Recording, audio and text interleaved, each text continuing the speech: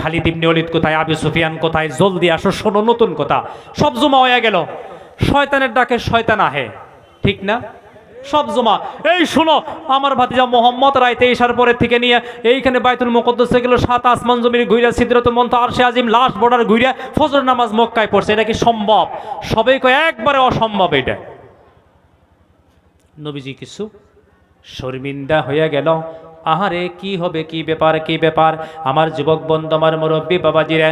তখন আবু জেহেল আবার নবীজিকে জিজ্ঞাসা করে, ও ভাতিজা মোহাম্মদ, চিন্তা কইরা কথা কয়ো, চিন্তা কইরা কথা কয়ো। তখন নবীজি কয়, চাচা এগুলা কথা আপনি অত বুঝবেন না, বোরাক দিয়া আল্লাহ আমারে নিয়ে গেছে, এটার বিরাট স্পিড, আপনি বুঝতে পারবেন না, এটার পিঠে আপনি উঠতে পারবেন না। জোরে কোন সুবহানাল্লাহ।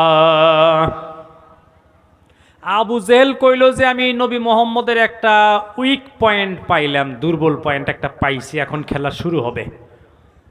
বহুত মানুষের দুর্বলতা চায় না, নাই কথা কন। ওই জন্যে দুঃখের ভিতরের দুঃখ মানুষের শুনাইতে নাই, কথা বুঝতেছেন? আপনার দুঃখর কথা মানুষে শুনলে হাসবে, আল্লাহরে শুনান দুঃখ দূর হবে। জোরে কন সুবহানাল্লাহ। কোনো কথা মানুষে বলবেন না, মনের কোনো আঘাত ব্যাঘাত কারো কাছে এই দুর্বলতা প্রকাশ করতে নাই। আমি কি বলছি কথা বুঝে আসছে না? নাই, মানুষের কাছে হাসির খোরাক হবে না, আপনি কোনো দরকার নাই। আপনার দুর্বলতা কার কাছে বলবেন? আরো জোরে কন। আল্লাহ শব্দটা এত আস্তে কন, আমার ধারণা হইতেছে আপনাদেরকে নিয়ে কোনো জায়গায় যুদ্ধ গেলে পিঠের চামড়া মাইসে উঠাইয়া দিব। এটা একটা আওয়াজ হইল। এরপরে আবু জেহেল কইল, ঠিক আছে তুমি এই কথা আরো মানুষের কাছে বলতে পারবা? বলে পারমু না কেন? আবু জেহেল কইল, এই মক্কার সব লিডার ডাক।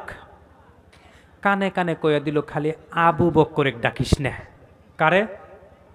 এই যে কথা কনা, কানে কানে কইয়া দিছে, খালি আবু বক্করে ডাকিস না। এইটা কইল নবীর পক্ষে।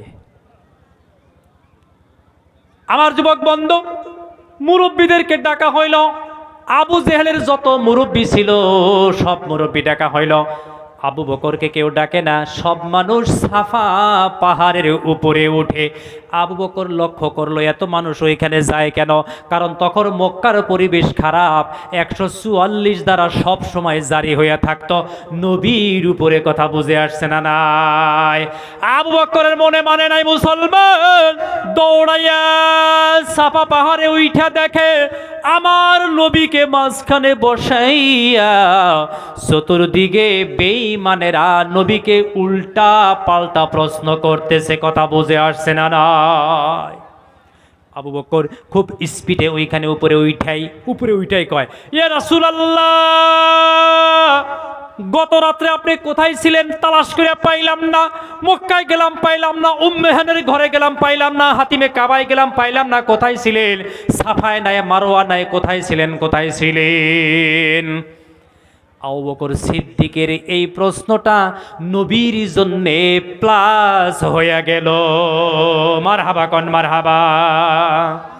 আবু জেহেল কয়, তোমার না কইলাম যে আবু বকরের ডাকিস না, এখন বোঝো মজা, সাক্ষী দিয়ে ফেলাইছে। সুবহানাল্লাহ কইবেন না?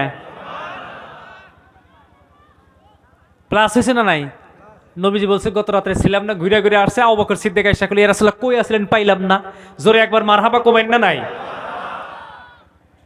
আমার যুবক বন্ধু, আমার মুরব্বী বাবাজিরা, এরপরে আবু জেহেল আবু বকর সিদ্দিকে ডাক দিল, আবু বকর শুনো শুনো শুনো শুনো শুনো, আমরা কেউ তো মানি না, তুমি যারে নবী কও, যারে নিয়ে নাচানাচি করো, জোরে কই নাউজুবিল্লাহ। আহারে তুমি যারে নিয়ে নাচানাচি করো, উনি আয়া বলল চোখের পলকে বাইতুল মুকদ্দাসে গেছে। এটা কি সম্ভব? ওইখানে একজন মানুষ বসা ছিল, তারে জিজ্ঞাসা করছে, তোমরা কি কেউ বাইতুল মুকদ্দাসে কোনোদিন গেছিলা? একজনে কইল, আমি গতকালকে বাইতুল মুকদ্দাসে থেকে আসছি। কয়দিনে আইলা? কয় আসতে সময় আমার 40 দিন সময় লাগলো। কয়দিন লাগে? আবু জেহেল কয়, শোনো শোনো, কয় দিনে গেলা? কয় 40 দিনে গেছে। 40 দিনে আইলাম, মোট 80 দিন লাগে আপ ডাউন করতে।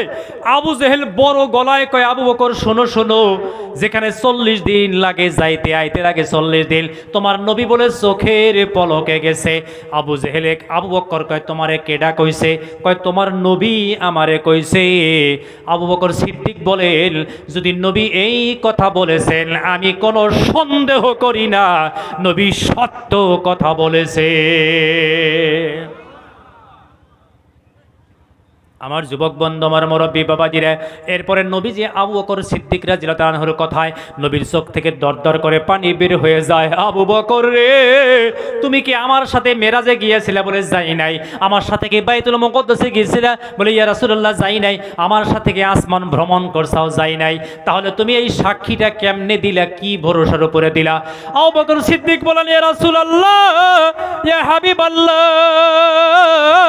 ও আল্লাহর পয়গম্বর, আল্লাহর নবী গো, এটা তো সাধারণ কথা নবী গো, আপনার মুখের এর চাইতে বড় বড় কথা আগেই বিশ্বাস করে ফেলেছি। কি বড় বড় কথা? বলে আমার বাপ দাদা 14 পুস্তান হাজার হাজার বছর মূর্তি পূজা করত, আপনি যেদিন থেকে বলেছেন এক আল্লাহর ইবাদত করতে হবে, মূর্তি পূজা ছেড়ে দিয়ে আপনার কথা বিশ্বাস কইরা এক আল্লাহর ইবাদত করতেছি। জোরে কইন সুবহানাল্লাহ। নবীজি বললেন, ও আবু বকর, আজ থেকে তুমি শুধু আবু বকর নয়, আজ থেকে তুমি সিদ্দিক হইয়া গেলা। জোরে কইন মারহাবা। আমার যুবক বন্ধু, আমার মুরব্বী বাবাজিরা, আবু জেহেল দেখলো পারলাম না রে, পারলাম না, একটা বুদ্ধি নতুন করে পাকাইল। নবীজিরে প্রশ্ন করলো, ঠিক আছে বিশ্বাস করবো, তুমি একটা কথার উত্তর দিতে হবে। তুমি যে বাইতুল মুকদ্দাসে গেছিলা, দরজা খিড়কি কয়টা? বাইতুল মুকদ্দাসের দরজা খিড়কি কয়টা? কালকে আমি আমার অঞ্চলে যাওয়ার পরে মানুষে যদি আমার জিজ্ঞাসা করে, যেখানে সভা করলেন বাঁশের পোস্ট কয়টা ছিল, খোটা কয়টা ছিল, এটা আমার পক্ষে সম্ভব, আমি এগুলো গুনছি দেখি। অনেক মানুষ এখানে আছেন, আপনার গ্রামের মসজিদের খিড়কি কয়টা কইতে পারবেন? অনেক মানুষ আছে নিজের বাড়িতে ঘরে খিড়কি কয়টা আছে হিসাব করছেন? এগুলো হলো বুর্বকদের প্রশ্ন, কথা ঠিক না ঠিক? আমার নবী বড় সিপাত পড়ে গেল, বিপদে পড়ে গেল, নবীর চোখ থেকে দরদর করে পানি পড়ে গেল। এইবার নবী মনে মনে ভাবতেছে, যদি এই প্রশ্নের উত্তর আমি না দিতে পারি, তাহলে ওরা বলবে মোহাম্মদ সব মিছা কথা কইছে। জোরে কই নাউজুবিল্লাহ। নবী চিন্তা করতে করতে মুসলমান, মহান আল্লাহ রাব্বুল আলামিন জিবরাইলকে পাঠাইয়া দিলেন। আল্লাহ জিবরাইল বলতেছেন, জিবরাইল রে, তুমি যেখানেই থাকো না কেন, তুমি বাইতুল মুকদ্দাসে যাও। বাইতুল মুকদ্দাসে যাইয়া বাইতুল মুকদ্দাসে ঘরটা তোমার হাতের তালুর মধ্যে নিয়া মক্কা নগরীতে সাফা পাহাড়ে আইসা আমার রাসূলের চোখের সামনে ধরো।